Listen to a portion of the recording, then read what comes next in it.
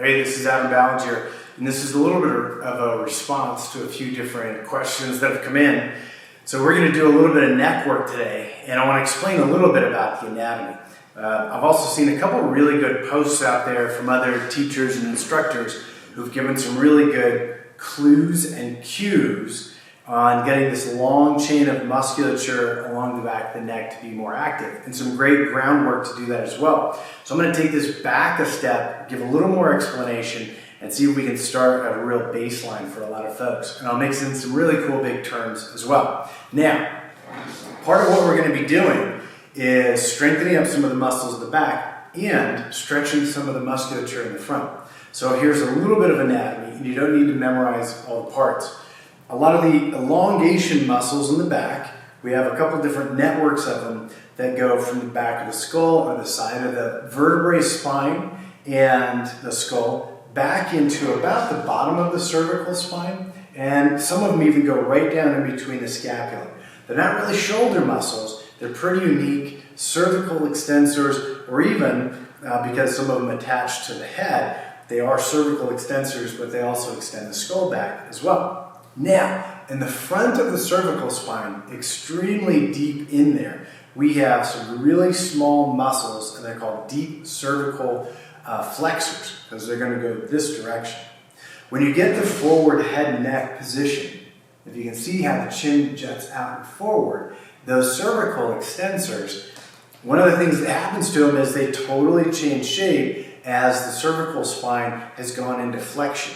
So we've got to do a little bit of work where we inhibit those, and then we might even teach them how to be a little bit stronger with some of our more isometric activation while we're in there. This is really, really key. The location of those deep cervical flexors, I might have said extensors a second ago, they're flexors.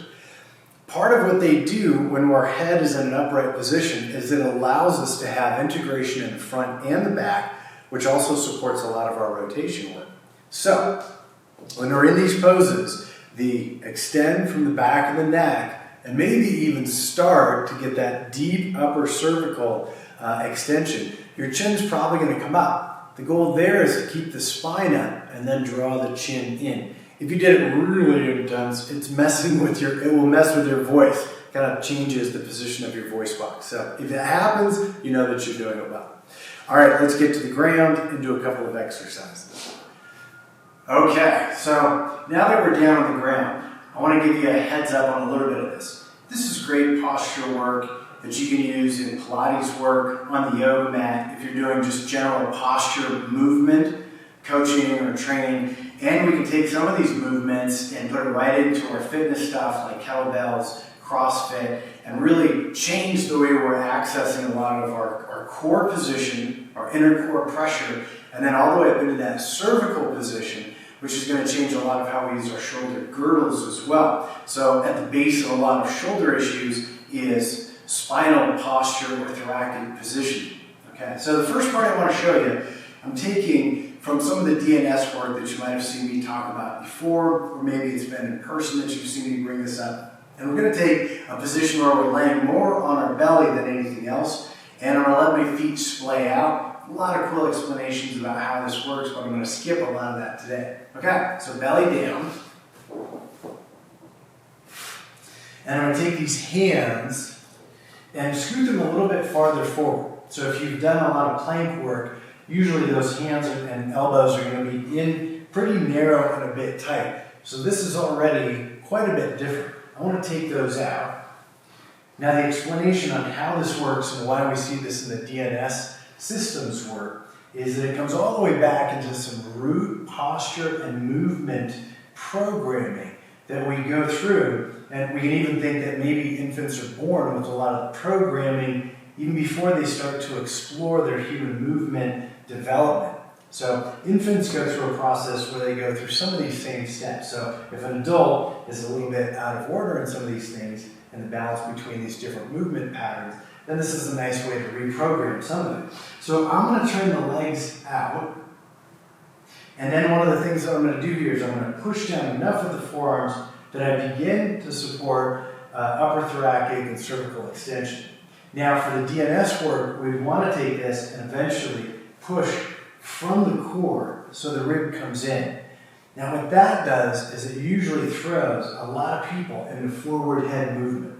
When we activate those upper core muscles, like if we're doing sit-ups and stuff like that, tons of people are just going to express that pattern of the forward head position.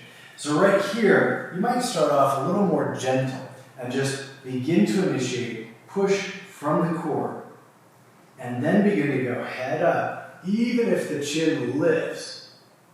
And then the last part is to hold all that while you bring the chin in.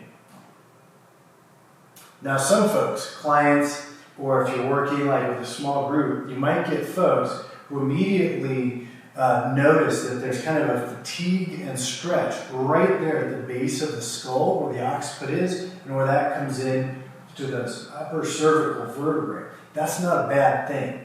Those folks are probably using some of those muscles that help lift the head and peel it back. They're probably using those for part of their lift. And when they begin to draw the chin in and activate some of those deep cervical flexors while they're elongated, they're very likely to feel this kind of fatigue because it's more of an active stretch going on right there at the base of the occiput. This is where a lot of headache work comes in, cervicogenital headaches. Oh yeah, right there.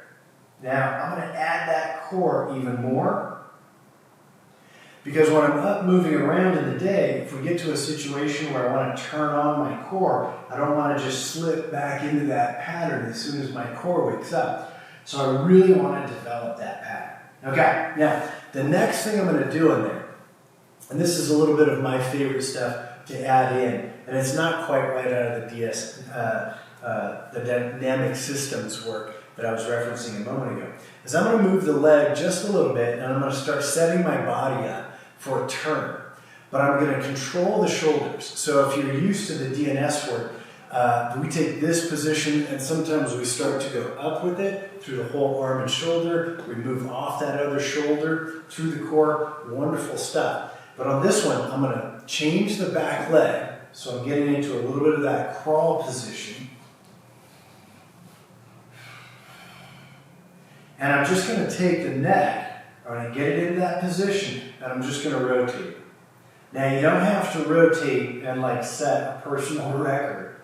What I'm trying to do here is hold the shoulders just totally straight. I'm using a lot of this inner core pressure, core activation to just hold the core. My hips are a little bit off.